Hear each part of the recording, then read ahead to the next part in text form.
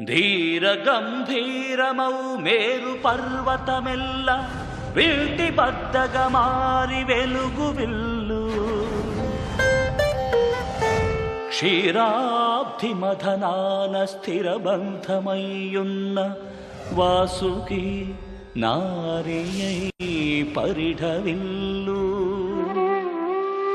సంగీత సాహిత్య సత్యరూపిణి వాణి జేగంటయై విరాజిల్లు విల్లు శ్రీ మహావిష్ణువే భీమాకృతిని దాల్చి బాణమై విలసిల్లు పసిడి విల్లు అవని అందాల హరివిల్లు శివుని విల్లు